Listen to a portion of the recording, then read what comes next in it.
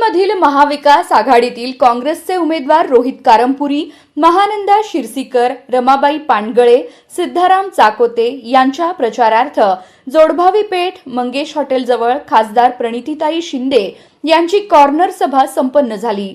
या प्रसंगी माजी महापौर जनार्दन कारंपुरी, माजी नगरसेवक उदयशंकर चाकोते, महादेवण्णा चाकोते यांची उपस्थिती होती।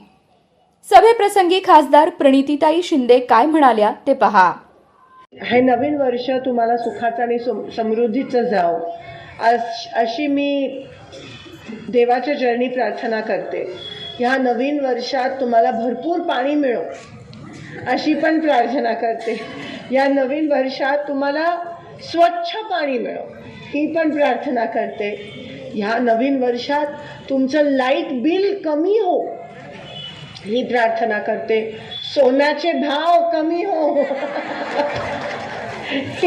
ही प्रार्थना करते।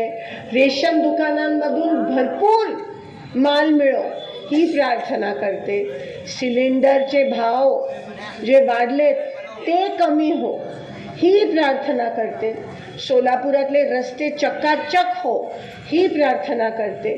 तुमच्या मुलांना मुलींना नोकरी मिळो ही प्रार्थना करते आणि ही प्रार्थना करते की आम्हा सगळ्यांना सद्बुद्धी देऊन चांगल्या ठिकाणी मतदान करो ही पण प्रार्थना करते।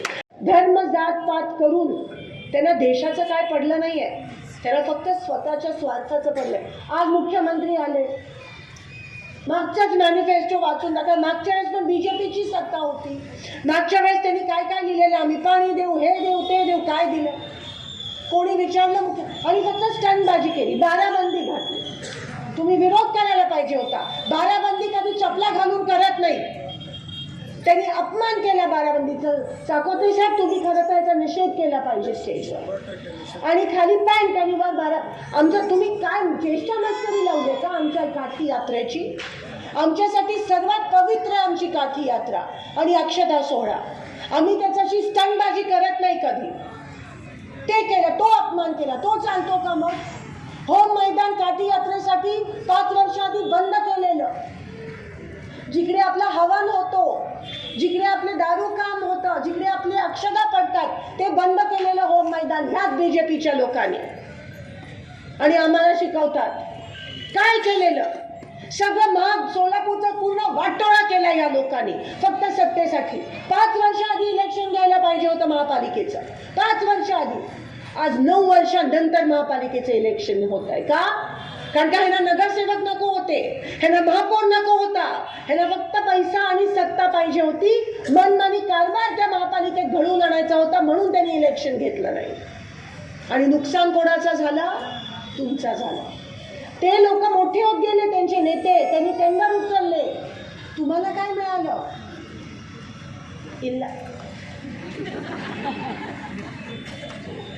म्हणून मी विनंती करते की ह्या वेळेस परिवर्तन झालं पाहिजे आणि त्याची सुरुवात इथून झाली पाहिजे। एक वेळेस हाताला मतदान बघा, कारण का मला माहिती आहे की तुम्ही नेहमी कमळ का करता मला कळत नाही। किती तुम्ही अजून त्रास सहन करून घेणार आहात का? म्हणून स्वतःच्या पायावर कुल्हाड मारून घेता। जेव्हा आम्ही आहोत, जेव्हा आम्ही विकास करून दाखवलाय तुम्हाला आधी पण, का म्हणून सारखं सारखं तुम्ही कशासाठी? म्हणून या वेळेस एक वेळ तुम्ही संधी देऊन बघा। आणि आमच्या रक्तात काम करणं आहे, काम करणं माझा पिंड आहे, मला दुसरं काही माहिती नाही आहे। मी सत्तेसाठी पैशासाठी राजकारणात आली नाही आहे। लोकांमध्ये येऊन जो मला समाधान मिळतो तो कोणतं मंत्रीपद नाही देऊ शकत। आणि जेव्हा मी असं करू शकते तेव्हा 100% हे पण तसंच करतील, मी यांच्याकडून करून घेईन। कारण का ती काँग्रेसची संस्कृती आहे, लोकांमध्ये येऊन। तुमच्यासारख्याच लोकांनी मला आमदार म्हणून निवडलं 3दा आणि आता खासदार म्हणून निवडलं, कारण का मी नाती जपली। सगळंच काय रस्ता पाणी ड्रेनेज नसतं, नाती जपणं, लोकांच्या सुखदुःखात सामील होणं, आपल्या प्रामाणिकपणा लोकांपर्यंत पोहोचणं पण महत्त्वाचं आहे। आणि म्हणून मी आज यांच्यासाठी तुमच्याकडे आशीर्वाद मागायला आले। हे मत हे एका इलेक्शन पुरती मर्यादित नाही आहे. या एका मताने पूर्ण भवितव्य सोलापूरचं बदलू शकतं. हे एका मताची हे ह्या इलेक्शन पुरती लढाई नाही आहे. ही तुमच्या अस्तित्वाची लढाई आहे.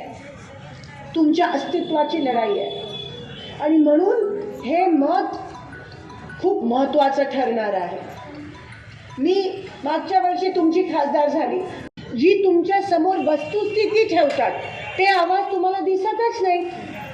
कारण का सगळीकडे व्हॉट्सॲपवर असू दे, इंस्टाग्रामवर असू दे, फेसबुकवर असू दे, सगळं पैसे देऊन त्यांचाच प्रचार चालवतात. आमचा प्रचार चालवतच नाही. आणि म्हणून ही सभा घेणं, तुमच्याशी येऊन बोलणं आमच्यासाठी महत्त्वाचं आहे. गेले 10 वर्ष भाजपची सत्ता या देशात आहे. भाजपची सत्ता. पण मला जसं जनार्दन कारंपुरी साहेब सांगत होते, हा छातीवर हात ठेवून सांगा की कोणतं काम त्यांनी केलं तुमच्यासाठी. एक तरी काम. तुम्ही विश्वासाने नेहमी भाजपला मतदान करता, मला माहिती आहे, मला माहिती आहे. पण ते लोक काय करतात तुमच्यासाठी? त्यांना आता तुम्हाला कळलं असेल की त्यांना लोकांची सेवा करण्यात काही पडलं नाहीये. त्यांना फक्त पैशाची सेवा करायची, त्यांना फक्त सत्तेची सेवा करायची. आणि त्यांना सत्तेची एवढी भूक आहे की परवा एका 32 वर्षाचा जीव त्या भाजपच्या लोकांनी घेतला केवळ सत्तेसाठी. आता मला सांगा, त्या 32 वर्षाच्या मुलाचा जीव घेतला. त्याची बायको बिचारी 2 लेकरं घेऊन आता विधवा झाली. तिचं कुंकू परत येणार आहे का ह्यांच्या सत्तेमुळे? तिचं कुंकू हे काय 2-3 हजार वाटप करतात, लाडक्या बहिणीची योजना आणतात, त्याच्यामुळे तिचं कुंकू परत येणार आहे का? आणि ते लाडक्या बहिणीमध्ये तुम्ही एवढे मग्न नका होऊ. ती संजय गांधी निराधारचे पैसे बंद करून तुम्हाला लाडक्या बहिणीकडे वळवले. गेले 1 वर्ष कोणालाही संजय गांधी निराधारचे पगार, महागाई वाढवायची, संजय गांधी निराधारचे पगारी बंद करायच्या आणि ते पैसे तुम्हाला लाडक्या बहिणीचं भीक देतात. आणि तुम्हाला असं वाटतं लाडकी बहीण नाही.